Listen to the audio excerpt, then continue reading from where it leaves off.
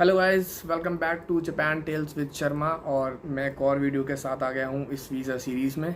और इस वीडियो में आपको मैं बताऊंगा कि क्या क्या डॉक्यूमेंट्स रिक्वायर्ड होते हैं और क्या क्या चीज़ें आपको ध्यान में रखनी है, क्योंकि डॉक्यूमेंट्स क्या होते हैं कि एक्चुअली जो दिखाए जाते हैं कभी कभी उसके अलावा भी एक्स्ट्रा रिक्वायर्ड होते हैं। तो वो चीज़ें हम इस वीडियो में डिस्कस करेंगे। और जो इससे पहले वाली वीडियो थी उसमें मैंने प्रोसेस बताया था आपको कि स्कूल वूल आप कैसे सिलेक्ट करते हैं, तो उसको अगर देखना हो तो यहाँ पे आप उस पर क्लिक करना, तो आपको वीडियो आ जाएगी, नहीं तो मैं डिस्क्रिप्शन में लिंक डाल दूंगा, वो वहाँ से भी देख सकते हैं। उस वीडियो में मैंने ये डिस्कस किया था कि आप COE क्या होता है। पहले तो मैं आपको ये बताता हूँ, वो लास्ट वीडियो में थोड़ा रह गया था। सर्टिफिकेट ऑफ एलिजिबिलिटी कहते हैं COE, ये स्टूडेंट वीज़ा के केसेस में होता है। तो जब भी आप स्कूल पे कहीं भी अप्लाई करते हैं, देन आपके डॉक्यूमेंट्स इमिग्रेशन पे जाते हैं, वो चेक होने के बाद वहाँ का जो जापान इमिग्रेशन है आपको COE इशू करता है। वो आपके स्कूल को या आपकी यूनिवर्सिटी को प्रोवाइड करते हैं। देन आपकी फीस जैसी उन्हें रिसीव होती है तो आपका COE आपको हैंड ओवर कर दिया जाता है। COE बहुत इंपॉर्टेंट है, बिकॉज COE के बेसिस पे ही आप अपनी नियरेस्ट एम्बेसी या जो वीज़ा सेंटर है वहाँ पे जाकर वीज़ा अप्लाई कर सकते हैं। विदाउट COE आप वीज़ा अप्लाई नहीं कर सकते हैं, तो वो बहुत मैंडेट है। तो जो लास्ट वीडियो में जो प्रोसेस मैंने समझाया था वो COE ऑब्टेन करने के लिए है, मतलब कि आप उस स्कूल में अप्लाई करोगे, बात करोगे, अपने डॉक्यूमेंट सेंड करेंगे और उसके बाद आपको COE ऑब्टेन हो जाएगा, अगर आपका सब कुछ सही रहा थ्रू आउट द जर्नी। तो गाइस मैं अब आपको अपनी स्क्रीन शेयर करके दिखाता हूँ कि एक तो मैं आपको स्कूल की ईमेल दिखाता हूँ जो मेरे को इनिशियली आई थी, उसमें जो डॉक्यूमेंट्स उन्होंने मुझसे मांगे थे, और उसके ऊपर जो 1-2 डॉक्यूमेंट्स मैंने एक्स्ट्रा भी अपनी तरफ से रखे थे, वो मैं आपको बता देता हूँ कि क्या आप अरेंज कर सकते हो पहले ही। प्लस मैं आपको VFS के डॉक्यूमेंट्स भी दिखाऊंगा, और मैं आपको दिखाऊंगा शेयर करके अपनी स्क्रीन की कैसे आप चेकलिस्ट ढूंढ सकते हो, क्योंकि नॉर्मली कहीं ऐसे इजीली अवेलेबल नहीं रहती, उसमें आपको 2-3 जगह जाके करना पड़ता है। मैं आपको लिंक भी डाल दूंगा मैं PDF का, बट आपको पता होना चाहिए कि कहाँ से वो होती है, एक्सेस कर सकते हैं इसको। तो चेकलिस्ट में 2-3 ऐसे डॉक्यूमेंट्स हैं जो उसमें मेंशन नहीं कर रखे हैं, मैं आपको वो ज़रूर बताऊंगा, क्योंकि वो भी मेरे को विनोद के थ्रू, और मैंने VFS में कॉल करा था तो वहाँ पे भी पता लगा मेरे को ये डॉक्यूमेंट्स लेके आने, स्टिल वो मेंशन नहीं कर रखे हैं चेकलिस्ट में। तो ये सब मैं आपको अभी अपने स्क्रीन पे शेयर करता हूँ। तो गाइस जैसे कि मैंने आपको कहा था कि मैं अपनी स्क्रीन शेयर करके बताऊँगा, तो मैं अभी अपना Gmail खोला हुआ है मैंने। इसमें जो स्कूल की तरफ से मेल आया था मेरे को आफ्टर गिविंग इंटरव्यू, तो लिखा हुआ है इसमें कि your interview test is okay and they are asking for the documents. तो सबसे पहले ये जो 3 डॉक्यूमेंट्स है ये इनके खुद के हैं, तो ये मैं आपको इनके बाद बताता हूँ कि क्या है वो, ठीक है। तो योर यूनिवर्सिटी डिप्लोमा, तो आप क्या है कि आपकी हाईएस्ट क्वालिफ़िकेशन वैसे मेजरली कंसिडर करी जाती है। जैसे मैंने आपको पहले भी बताया था कि अगर आपके पास डिग्री है देन वो बहुत सही है। तो इस केस में क्या करना है, आपको अप्लाई करने से पहले आपके पास डिग्री तो है ही है, आपके पास मार्कशीट है वो भी अच्छी है, प्रोविजनल है वो भी अच्छा है, बट आप साथ साथ ट्रांसक्रिप्ट भी इशू करा लेना अपने स्कूल से या कॉलेज से। ट्रांसक्रिप्ट बहुत ज़रूरी होती है, इसमें नहीं मांगी मेरे वाले स्कूल ने, बट क्या चीज़ है कि 1-2 स्कूल में जब मैंने लास्ट में अप्लाई किया था पहले, तो उसमें क्या था कि उन्होंने मेरे से ट्रांसक्रिप्ट मांगी थी और मैंने जापान भेजी भी थी। तो पड़ी हुई है, ठीक है, यूज़ हो जाए तो और अच्छा है, नहीं हो तो कोई दिक्कत नहीं है। एटलीस्ट आपके पास डॉक्यूमेंट होगा ना जब उनसे अलग वो जब आपसे मांगेंगे, ऐसा ना हो कि आपसे वो उन्होंने मांग लिया और आपके पास डॉक्यूमेंट नहीं है, क्योंकि ट्रांसक्रिप्ट अप्लाई करके और जब आपके पास आती है एटलीस्ट महीना भर उसमें लगता है। अब कॉपी ऑफ योर पासपोर्ट, इसमें फ्रंट एंड बैक होता है, प्लस अगर आप कभी जापान गए हो तो उसकी स्टैम्प जिस पेज पे होगी वो भी आपको सबमिट करना है। Passport size photos 6 photos required होती हैं। बैंक बैलेंस, अब इसमें लिखा है 20 लाख येन, अगर मैं 20 लाख येन को कन्वर्ट करूं देन आपके सामने आता है 3, 4, 5, 6, तो ये ऑलमोस्ट 12 लाख INR पड़ जाता है। मतलब इनके कहने का मतलब है आपके जो स्पॉन्सर्स होंगे, स्पॉन्सर एक ही होगा, अगर आपको लगता है तो आप बात करके कर सकते हैं, बट एक ही होता है, तो उनके अकाउंट में 12 लाख रुपए होने चाहिए। उसमें आपको bank balance certificate and bank balance transaction record चाहिए होता है। ये जो बैंक बैलेंस सर्टिफिकेट होता है एक सर्टिफिकेट होता है, जब आप बैंक में विज़िट करेंगे तो ब्रांच मैनेजर एक सर्टिफिकेट पे लेता है कि अभी करंट ये बैलेंस है इनके अकाउंट में, एंड वो साइन एंड स्टैम्प मारता है। प्लस आप अपनी 1 साल की ट्रांजैक्शन निकाल दीजिए, ठीक है। जॉब सर्टिफिकेट बेसिकली आपका एम्प्लॉयमेंट सर्टिफिकेट होता है, बट अगर मेरे केस में जैसे गवर्नमेंट ऑफिस गवर्नमेंट एम्प्लॉय थे, तो उनके केस में कभी कभी होता है कि कॉन्फिडेंशियल रहती हैं डिटेल्स, तो वो शेयर नहीं करते, तो आप सैलरी स्लिप भी लगवा सकते हैं। तो मैंने लगवाई थी सैलरी स्लिप, तो वो कंसिडर कर ली थी, क्योंकि उनका मेन पर्पस यही है कि वो एम्प्लॉयड हैं तो उसका एक प्रूफ होना चाहिए। पर ये आप फिर भी डिस्कस कर लेना अपने जिस स्कूल से भी आप अप्लाई करोगे तो। उसके बाद है ITR ज़रूरी है, टैक्स सर्टिफिकेट, ये 1 साल का 2 साल का। अब मेरे हिसाब से अगर आपको सजेस्ट करूँ तो 3 साल का अपने पास निकाल के रखना, तो वो इम्पॉर्टेंट है, क्योंकि वैसे तो जनरली 1 साल ही मांगते हैं, बट कुछ नहीं पता कभी 2 या 3 भी मांग लेते हैं। मेरे से एक बार मांगा था 3 साल का भी, तो इसलिए एक हेल्थ चेक शीट है, ये इन्होंने भेजी है मेरे को। और एक और चीज़ है जापानीज़ लैंग्वेज सर्टिफिकेट, किसी ने JLPT करा हो या किसी ने NAT किया हो, जिन्होंने मतलब जापानीज़ लैंग्वेज पता मतलब पढ़ी है, तो उनको ये दोनों टर्म्स पता होंगी कि ये दोनों एग्ज़ाम्स क्या होते हैं। मेरे पास NAT N5 था, तो मैंने NAT का सर्टिफिकेट लगा दिया था। अदर डॉक्यूमेंट्स ये भी इन्होंने मेरे को भेजे हुए हैं। तो ये डॉक्यूमेंट्स टोटल इसमें जो लिखे हुए हैं यही रिक्वायर्ड होते हैं। वर्क एक्सपीरियंस जो है ना, वो आप शो केस कर रहे हो तो आपको दिखाना पड़ेगा उनका सबका क्या कहते हैं एक्सपीरियंस लेटर, प्लस आपको उसका एम्प्लॉयमेंट सर्टिफिकेट भी दिखाना पड़ता है करंट कंपनी का। रिलेशनशिप सर्टिफिकेट भी होता है। इसमें क्या है कि कौन स्पॉन्सर कर रहा है, वैसे तो फर्स्ट ब्लड स्पॉन्सर होते हैं, तो वो चीज़ें आपको मैटर देखनी पड़ेगी। जैसे कि आपके फादर हैं तो आप उसमें अपना आधार कार्ड दिखा सकते हैं कि उससे प्रूफ हो जाएगा कि हाँ ये है। कुछ भी जो भी रीज़न है, बस आपको प्रूफ करना पड़ेगा कोई भी डॉक्यूमेंट से। पहले मैं आपको बताता हूँ कि आपको ये चेकलिस्ट देखनी कहाँ से है, ठीक है। तो चेकलिस्ट आप जाओगे गूगल पे, लिखो VFS Japan, welcome to VFS global, ठीक है। ठीक है, यहाँ पे आओ और अप्लाई फॉर अ वीज़ा, इस पे आप क्लिक करो स्टार्ट नाउ, ठीक है। अब सबसे पहला ही जो पॉइंट है आइडेंटिफाई वीज़ा टाइप, आपको इस पे जाना है व्यू मोर, इस पे क्लिक करना है। The first step is to determine which visa type you need. Visa पे मैं क्लिक करता हूँ।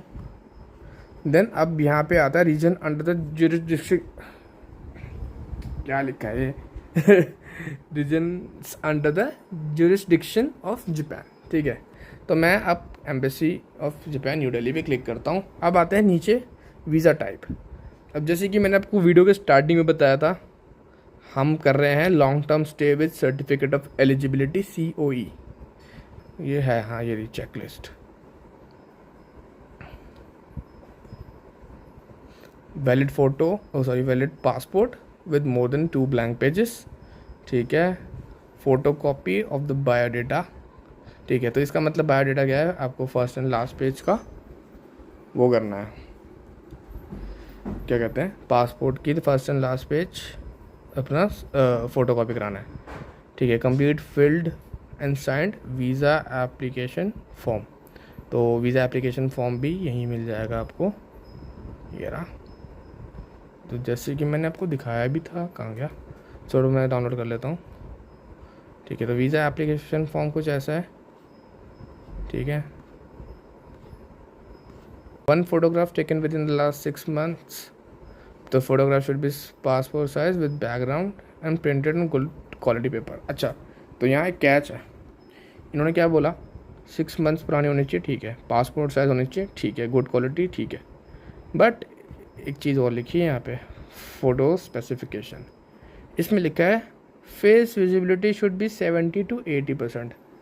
अब इसका क्या मतलब है, इसका मतलब ये है कि पासपोर्ट साइज़ तो होना चाहिए, बट ये थोड़ी जूम्ड होनी चाहिए फ़ोटो, थोड़ा आपका जो फेस है वो थोड़ा और जूम बड़ा होना चाहिए। मैं एक फ़ोटो का एग्जांपल लगा दूंगा तो आपको एक आइडिया हो जाएगा कि नॉर्मल पासपोर्ट साइज़ फ़ोटो और ये जो आपसे रिक्वायर्ड कर रहे हैं, जो आपसे मतलब इन्होंने लिखा हुआ है वो क्या है। क्योंकि जब मैं गया था तो मेरे से उन्होंने बोला कि ये नहीं चलेगी, आप दोबारा क्लिक कराओ। और वहाँ पे वो जो उस फ़ोटो की कॉस्ट जो मेरे को वहाँ पड़ी 300 रुपीज़ पड़ी 6 फ़ोटोज़ की। तो ये मैं आपको इसलिए बता रहा हूँ जिससे आपको वो ना पड़े। अच्छा, सर्टिफिकेट ऑफ एलिजिबिलिटी ये है। अब इसमें क्या है, आपको स्कूल से तो आता है ना, तो कोशिश करना कि अगर तब भी आपके पास इन फ्यूचर आए तो उसकी कॉपी सही से रिसीव हुए आपको ओवर द मेल। मेरे को स्कूल से मेल में आई तो थी, बट वो हॉरिजॉन्टल कुछ थी और एक पेज पे हॉरिजॉन्टल अजीब से आ रही थी, तो उससे थोड़ी प्रॉब्लम हुई थी मेरे को, बट वो ठीक हो गया, कोई दिक्कत नहीं है। ठीक है, मैंने किया था student visa for language schools. Language certificate होगा, educational certificate from last school university, और फाइनेंशियल डॉक्यूमेंट्स जो भी ITR बैंक स्टेटमेंट जो लास्ट मैंने डिस्कस किया था। इन केस कुछ रिक्वायर्ड होगा तो वो आपको इंटरव्यू या आपको ओवर द मेल आपसे एडिशनल डॉक्यूमेंट भी मांग सकते हैं। अच्छा, और लिखा है documents submitted will not be returned except for the passport. तो सिर्फ फ़ोटोकॉपी लेके जाना है, बाकी कुछ डॉक्यूमेंट्स आपको ओरिजिनल नहीं कैरी करने हैं एक्सेप्ट फॉर योर पासपोर्ट, क्योंकि सिर्फ पासपोर्ट रिटर्न होता है। ठीक है, अब इसमें 2 ऐसी चीज़ें हैं जो नहीं यहाँ पे मेंशन है और वो बहुत इंपॉर्टेंट है। सबसे पहली चीज़ कवर लेटर। कवर लेटर ये होता है कि आपको एक as a letter print out, मतलब नॉर्मल एक वर्ड फाइल बनानी होती है, उसमें लिखना होता है टू द एम्बेसी, और एम्बेसी को लिख रहे होते हो कि आप जा रहे हो, आपका क्या कोर्स है, कितना टाइम का कोर्स है, डिटेल, मतलब ऐसे ऐसे एक फॉर्मल लेटर होता है कि आप उस पर्पज़ के लिए जापान जा रहे हो, सो दैट कि एक एम्बेसी को ओवरऑल पता लग जाए कि ठीक है। प्लस उसमें आपको ये भी बता सकते हो आपकी क्या कहते हैं, कुछ स्पेशल रिक्वेस्ट है तो वो भी आप बता सकते हो, बट ज़्यादा भी उसमें कुछ मेंशन मत करना, बस ओवरऑल बता के अपना साइड हो जाना। और हाँ, बस उसमें मैं शेयर कर दूँगा, आप मुझे कमेंट में अगर किसी को रिक्वायर्ड होता है तो मुझे बता देना, मैं उसको शेयर कर दूँगा, क्योंकि वो मेरे पास वर्ड फाइल में पड़ी हुई है। तो कवर लेटर के इन्होंने मेंशन नहीं कर रखा, तो कवर लेटर बहुत ज़रूरी है। एंड सेकंड चीज़ है स्पॉन्सर लेटर। तो वो भी एक होता है कि आपके जो स्पॉन्सर हैं, जो भी आपको स्पॉन्सर कर रहे हैं, वो लेटर लिखते हैं टू द एम्बेसी।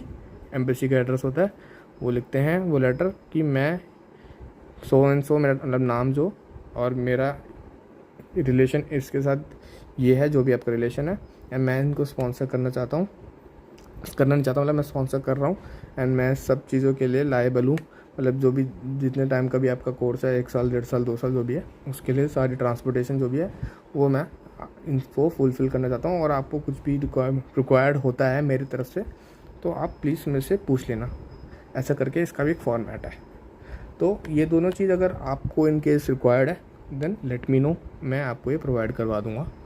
सो आपने ये चीज़ ध्यान रखिए कि बहुत सी चीज़ें ऐसी हैं जो मेंशन नहीं है। अब सपोज़ करो आप सिर्फ ये चेकलिस्ट जो मैं आपको दिखा रहा हूँ इसके भरोसे आप चले जाओ और फिर आप देखो कि भाई ये नहीं है वो नहीं है, तो दिक्कत हो जाएगी, फिर आपको दोबारा से विज़िट करना पड़ेगा सेंटर।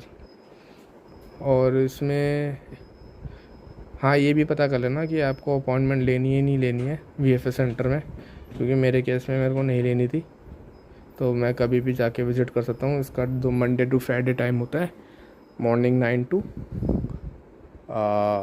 1 o'clock, और 12 बजे के आसपास एंट्री बंद हो जाती है, ऐसा कुछ है। तो आप कॉल करके पूछ सकते हो, तो वो खुद ही आपको बता देते हैं कि आपको अपॉइंटमेंट लेनी है नहीं लेनी है। सॉरी गाइज़, वो मैंने वीडियो तो मतलब स्क्रीन शेयर करके छोड़ दिया, मैं बोल रहा था तो, बट आई होप कि वो नॉलेजेबल होगा आपको, कि जो भी मैंने मतलब बताया है अपने पर्सनल एक्सपीरियंस को मतलब मैंने एक्सप्लेन किया। आई होप उस चीज़ को लेके आपको कोई डाउट नहीं होगा। हाँ, अगर आपको डाउट है तो आप मुझसे पूछ लेना कमेंट सेक्शन, मतलब आपके लिए ही है।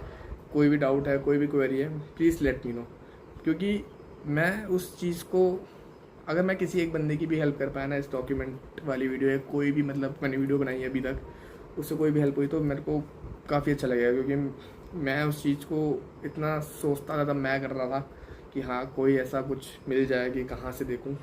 तो ये चीज़ें बहुत मैटर करती हैं किसी के लिए भी, एज अ स्टूडेंट वीज़ा या कोई भी वीज़ा अप्लाई करते हो, क्योंकि बहुत बड़ा प्रोसेस है। आप कभी आपका कोई नोन होगा जो किसी ने वीज़ा अप्लाई करा होगा, या आपको पता होगा कि क्या क्या चीज़ें इसमें रिक्वायर्ड होती हैं, तो बहुत लंबा प्रोसेस है।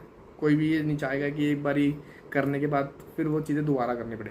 और वीज़ा रिजेक्शन का मत देखना, अगर लगता है कि कुछ भी कम है आप प्लीज़ अपनी फ़ाइल मत प्रोसेस करवाना, क्योंकि वीज़ा रिजेक्शन के बाद फिर सेकंड टाइम पे बहुत से स्कूल के जो फॉर्म भेजते ना उसमें आता है कि कभी मतलब वीज़ा डिनाई हुआ है आपका, अगर येस तो क्या रीज़न है। बहुत से मैंने फॉर्म भरे हैं भाई, अब तक 2 साल से मैंने बहुत फॉर्म भरे हैं स्कूल्स के, तो बहुत से उसमें ये मेंशन है कि अगर आपने अगर वीज़ा रिजेक्ट हुआ है आपका तो क्या रीज़न था। तो प्लीज़ वो सिचुएशन मत आने देना। आई होप कि मैं चाहता हूँ कि सबका फर्स्ट अटैम्प्ट में हो जाए, कुछ भी हो भाई, कुछ भी। आई गाइड यू। और इसके बाद मैं जो वीडियो डालूँगा, क्योंकि मेरे को अब दिल्ली जाना है VFS अपनी एप्लीकेशन सबमिट करने for the visa, so wish me luck guys, क्योंकि आई थिंक सब कुछ इस बार परफेक्ट है एंड मेरे को लगता है कि मेरा वीज़ा आ जाएगा।